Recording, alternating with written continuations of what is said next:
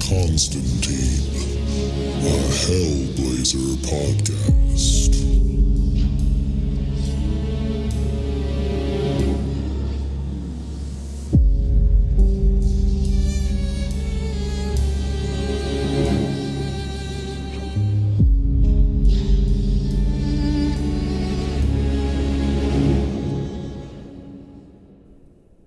Hey there, everybody, and welcome back. Today we are reading Hellblazer number 143.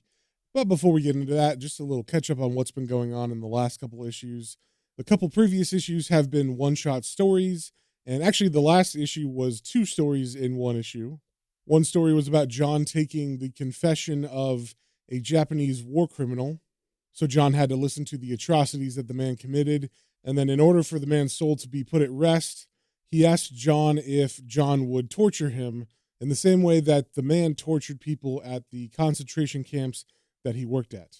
And it seemed like John did oblige the man, but we didn't see any of that on the page. And then the second story in the last issue was about all of John's past loves and him remembering them and kind of going through each relationship he had. And these aren't just the regular loves, these are only the ones that died. So these women's ghosts are following John as he drunkenly stumbles through the park. And at the end of that one, after we get to know a bunch of different women that John has dated, we saw all of their ghosts get to go to what I assume is heaven, or at least cross over to a better place. And that was the end of that story and the end of that issue. So first things first, with issue 143, we got the cover. We see John smoking, kind of staring at us, but he looks like he might be winking. And then behind him, there's a picture being torn in half. And on one side of that, you have a bunch of different scenes of crazy stuff going on. One guy looks like he's about to jump off a cliff. Another guy standing in front of a building. Then we see what looks like a baby dressed in like Roman soldier garb about to stab a vulture, which is weird. And then just below that, there's a bunch of men in suits walking. They're kind of dressed like Charlie Chaplin or something with bowler hats on. And like I said, this image is being torn down the middle vertically. And the other side of that page, the part that's being torn off, is the inverted color version of what I just described. So it's like the negative version, I guess. We also see on the cover that this is written by Warren Ellis with art by Marcelo Frusin. And as we turn to the first page, we see John sitting in what looks like a pub. Of course, he's smoking, but he's resting his hand on his head, and he looks kind of annoyed, like he's waiting for someone that hasn't showed up. We also see on this page that the name of this issue is Telling Tales. And as we turn the page, we see John smiling up at us like as if he's talking directly to us. And I said he's smiling, but he's got a very evil grin. And he says, "You don't want to find John Constantine. Believe you me." And on the table in front of him, we do see some papers that have some pentagrams and other occultic things on them. And in the next panel, we see a man approach his table and say, "No, really, I have to find him. I need some help." And John replies, "Constantine? Help you? Listen, Constantine wouldn't give you the skin off his shit." And the man says, "That ain't true. I know for a fact he helped out Bert Dawson." And then we get a really close-up shot of John's evil smile as he puffs his cigarette, and he says, "You seen Bert Dawson lately? Of course you haven't. He's in a home for vegetables. Pisses himself every time he hears the theme music for the 9 o'clock news. Oh yeah, Constantine sorted him right out. What's your problem, Sonny Jim?" And the man says, "Look, it's like this. I've got this problem. I got into a fight with this bloke last night. Didn't like the way he was looking at me girlfriend, you know what I mean? Weird fucker he was. All covered in tattoos and shit. And, you know, I was a bit lagered up, know what I mean? I did him good and proper. Stamped on his nuts in the middle of Charing Cross Road and everything. But he hit me. Here." And then the man points to his chest, and he continues, "And his hand was all twisted up when he did it, and he was laughing. So I go to the bog this morning, and, well, I've got it in the bag here. I think I shat out me own heart." And then the man holds up a paper sack, which is dripping, and it looks disgusting. And John just stares at him for a second, and then he begins to laugh. And the man gets very offended by that, and he says, "Here, this isn't funny. Now, you said you knew Constantine, so..." But the man cuts off as John leans forward with a very serious face now, and he says, "I am John Constantine, you twat. Now fuck off before I wiggle me nose and turn you into an even bigger turd." And then that man walks away. And then we see another man approach John, and he's got 2 beers like he bought John one. And this guy is like a white guy in his mid-40s, got glasses, kind of balding. And as he approaches the table, he says, "Hello, I'm Irvine St. John. I'm a bit early. Is that okay? You didn't mind me getting around in?" And then he hands John one of the mugs of beer, and John smiles at him with a big evil grin on his face, and he says, "A bit eager to please for a hardcore London journo, ain't you?" And then the man sits down at the table across from John and says, "I'm more of a general writer, creator, what have you, than an actual working reporter." And John says, "Yeah, saw your film about the 60s occultist Frasser. Bit nasty, I thought." And then Irvine laughs and he says, "Ridiculous, man. People like that need to be torn down, if only to see what's inside them. In a world of his own. Did him good to have him live in our world for a while." Then John takes a puff of his cigarette and he leans back all casual with his arm draped over the back of the chair. And John says, "And what's our world then? Living in a 2 up, 2 down in spatial fields? Being 45 years old and not having a proper job?" And Irvine leans forward and says, "You know what our world is, Mr. Constantine. More than anyone, you know what our world is. That's why I wanted to talk with you. That's what I want to write about. The secret history of London." And then John picks up his beer and takes a drink and says, "No, you don't, sunshine. Believe me." And Irvine replies, But I know some of it." And then John stares at him for a second and says, "Tell me." So Irvine begins to tell him some stories he's heard about London. And he says, "The unbroken circle. The little boy found naked in the middle of Pall Mall with his soul torn off. The empty room in Hackney filled with magical equations for a new world. The ghost river that crosses the Thames in the Fleet, with its barge that bears the crest of the royal family and the Metropolitan Police. I know you know the rest. I need to know." And then John stubs out his cigarette, and then he pulls out another one, and as he does, he looks behind him over his shoulder like as if someone was watching him or something, and he says, "You're going to get me killed. All right. We'll start with the little boy. Summer of 97, yeah." Then he looks back at Irvine, and he pulls out a new cigarette and lights it, and he narrows his eyes at him as he says, "He had his soul torn off him by the Queen Mother. Yeah, that's right. The old girl." And then he quotes someone saying, "Isn't she marvelous, eh? For her age? Lovely woman." And then with bile and vitriol, he says, "Bollocks, son. She's like all of them. Descended from a clutch of snake deities that nested in the Black Forest for about 8 centuries before breeding with elements of the German royal family in the 1700s. Why do you think they had to kill Diana? We'll get into that in a minute. Anyway, the little boy." And then he smiles and leans on his hand as he looks at Irvine and continues saying, "Paparazzo mate of mine has the photos. You know what the Buckhouse security's like. Remember that bloke who broke all the way into the Queen's bedroom back in the 80s? It's no better now. Mind you, it doesn't have to be." And then we cut to this story that he's telling, and it is nighttime, and we see a man with a camera scaling a large brick wall. And this is obviously John's paparazzi friend. And as the man gets to the top and begins snapping pictures, John narrates, "He was up on the wall of the grounds in the rear, in the dead zone between Securicam footage. He's got 40 shots of it." Then we see the man looking horrified as he snaps photos, and then we see what he's staring at, and we see the silhouettes of 2 people, they are women, fighting over a boy, and each of them has an arm and they're kind of tugging him, so they're basically playing tug of war with the boy's arms. And the boy is crying out, all terrified, and John narrates, "The Queen and the Queen Mother had done a walkabout in the East End earlier that day. Must have been where they snatched the kid. And now the 2 old bags were fighting over him." Then we see the 2 old women morph into giant snake people, and the boy goes flying on the ground next to them. So it seems like they're fighting to see who gets this boy. Then we cut back to the pub, and we see Irvine say, "I've heard that. There's some kind of reptoid race. This sort of thing was anticipated by William Blake." Then we cut back to the story where we see the 2 snake women squaring off against each other, and John's narration says, "Blake would have shat himself if he'd been around for this, sunshine.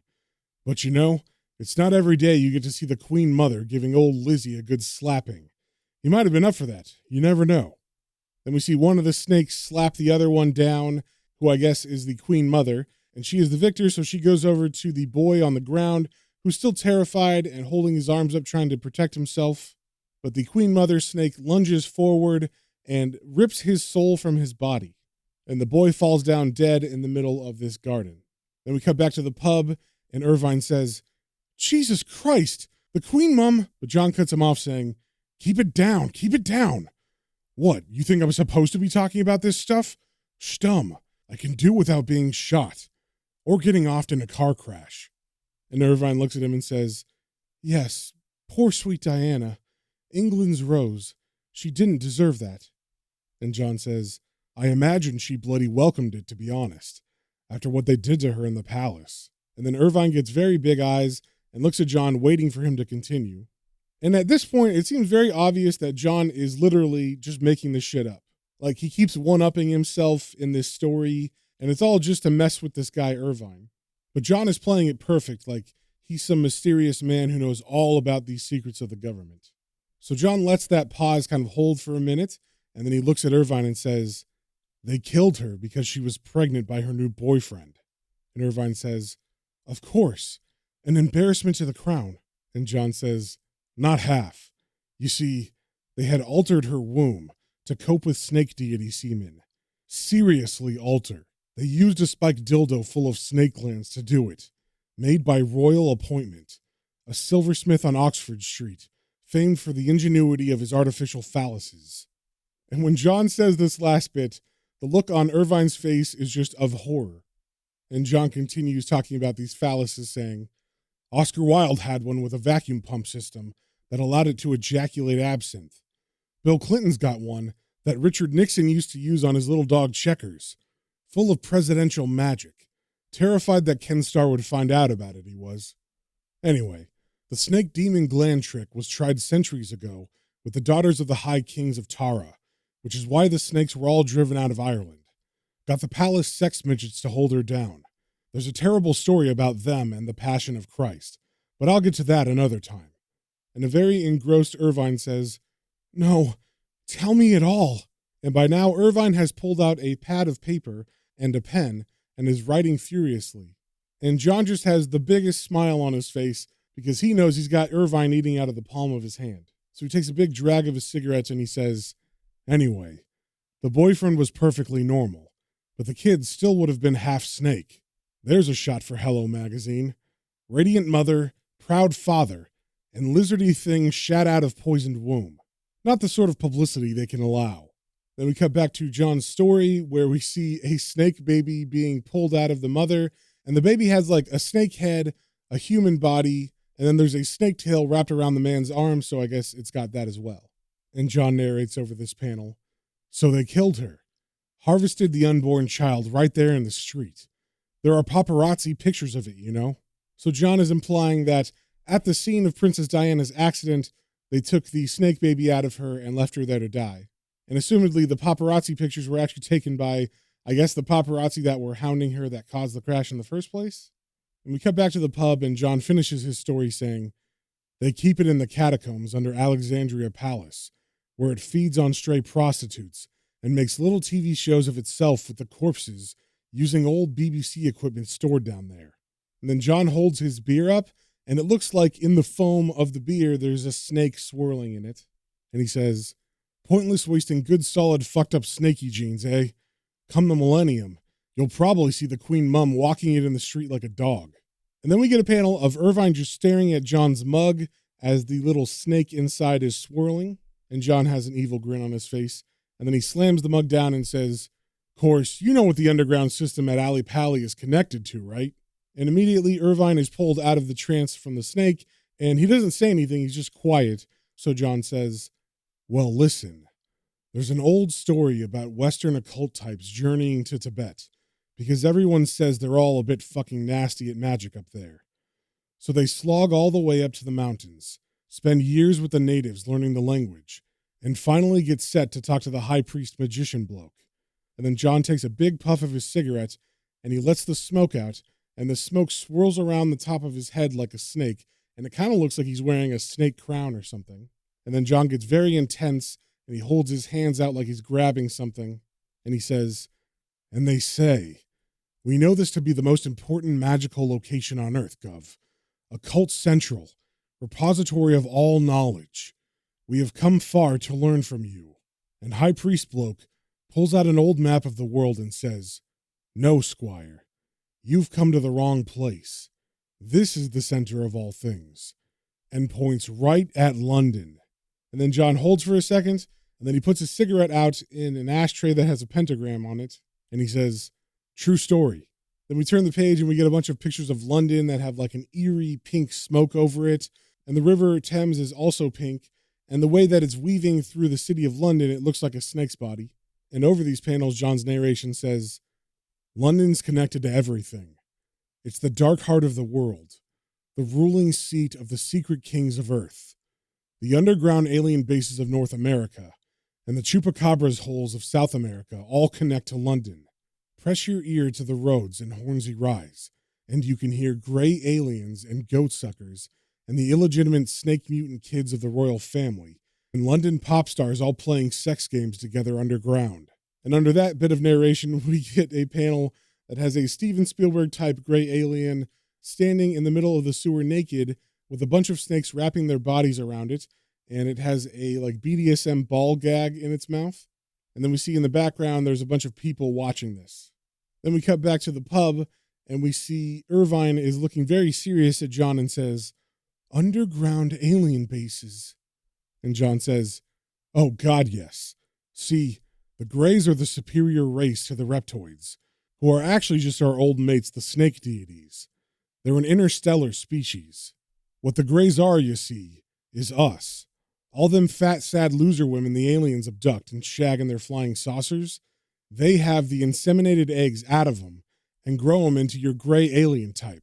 And as John says this last line, there's a panel that has like a Jerry Springer type of show where there's a woman in a couch talking to a host with a microphone, and she's saying that she got shagged by a pervy alien deadbeat dad. And then John lights another cigarette, and he begins to blow smoke rings that are like going around Irvine's head, and he continues saying, Your underground bases are obvious, of course. Can't move around undetected otherwise, can they? If they just flew where they wanted to go, there'd be sightings. And Irvine says, What? And John continues, Mind you, those tunnels get in all sorts of places. You got the Kennedy assassin right there. Suicide. And at this revelation about John Kennedy, Irvine says, What? And John explains, Suicide. If you woke up to see some enormous snake bloke hunched over your wifey, and wifey quite getting into it by the look of her, well, you'd want something good and elaborate that traumatized half the planet just to piss people off, wouldn't you? Then we get a panel of the JFK assassination where President Kennedy has already been shot and Jackie is standing in the back seat and people are rushing around her. And over this panel, John says, Hundreds of painkillers and a pint of old scrotum rye just don't do it. Then we get a panel of the book depository window where the shot was taken by supposedly Lee Harvey Oswald.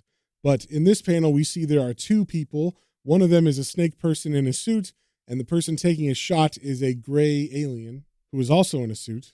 And the smiling snake man who's smoking says, Can't you shoot fucking straight? And the gray alien says, No problem, boss. Magic bullets. And with that last panel, it seems that Irvine is now kind of maybe thinking that John is pulling his leg because he looks kind of angry as we cut back to the pub and he's pointing at John and he says, Now hold on. You're telling me that Kennedy killed himself after seeing his wife enjoying sex with a snake demon whose travel tunnel opened under the White House? You're telling me that London is the capital of the world and that the royal family eat the souls of immigrant children? That Diana was killed by them to prevent the world from discovering she had been physically altered to bear reptile babies? And John doesn't say anything. He just holds Irvine's gaze, and Irvine looks at him and says, Okay. But John still doesn't say anything. He just leans back in his chair and looks at Irvine. And Irvine, I guess kind of nervous by this, says, What? What are you looking at me like that for? And then John gets a big smile on his face and he says, I'm just wondering if you're ready for the big story. And Irvine takes a sip of his beer and asks, There's bigger? And John puffs his cigarette and says, Of course there's bigger. The bloody orchard on the banks of the underground river fleet. The royal songwriters hunting Denmark Street. The buried corpse procession on Muswell Hill. You've been looking in all the wrong places. I know you've been sniffing around the palace courtiers, but they know nothing. It's out there. It's London. And then John stands up and says, get yourself a drink.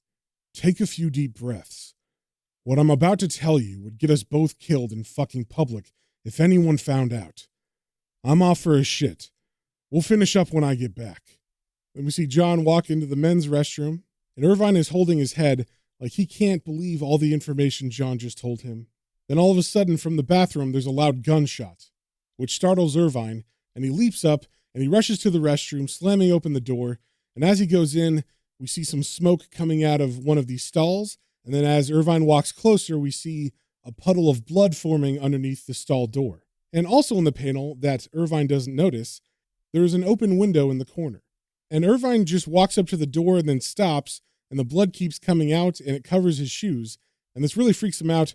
And as he steps backwards, we see bloody footprints, and he's saying, oh fuck, because he's realized that they're onto them, and John was just murdered by the Reptoid royal family.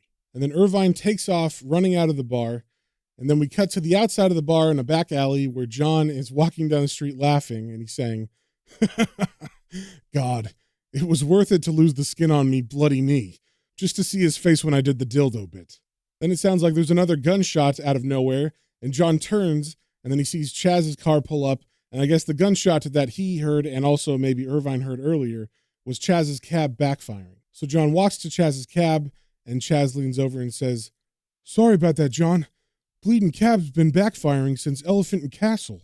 And John says, you nearly gave me a fucking cardiac, you twat. And you're bleeding late. And then John gets into the cab, and we can see he's nursing his injured knee as he pulls his leg in. And Chaz responds to John saying he was late, saying, I've been earning. And John says, bollocks. Down to Spitalfields, and be a bit fucking sharp about it. There's a nun waiting for me to shag her at Christ Church. And Chaz says, do what? And then John gets a big smile on his face as he looks out the window and says, nothing. And Chaz doesn't get the joke, and he just says, what? And then he begins driving, and John says, well, you know Ron works down at the palace? And Chaz replies, Dogman Ron? And John answers, that's him. Had to do him a bit of a favor. There was this journo, see, who was snooping around a bit. He thought he was chasing the occult truth of the royal family or some bollocks. But what he was about to tread on was your basic sex and drugs ring. And then John pulls out a cigarette and lights it, and he says, well, ordinarily I wouldn't give 2 tugs of a dead dog's cock, you know? And then Chaz chimes in, especially if Dogman Ron had been near the cock in question. And John continues, but it's always been useful being owed a favor up there. So I bullshitted this journo half to death with stuff I made up, and then faked me own execution and vengeance in the bogs. Nearly had me kneecap off getting out of the window. But the pig's blood and gun simulator McSorley gave me worked nicely. And then John smiles like an evil smile, and he looks out the window and says, ah, Chaz, I tell you, mate, there's nothing like telling tales. That's all this game is, mate.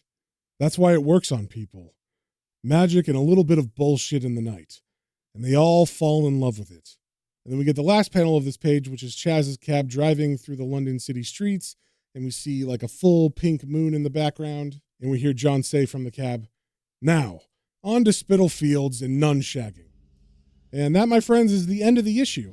So if you guys have any comments, questions, or suggestions, you can email me at planestrains.and comicbooks, all one word, @gmail.com, and we will see you on the next one.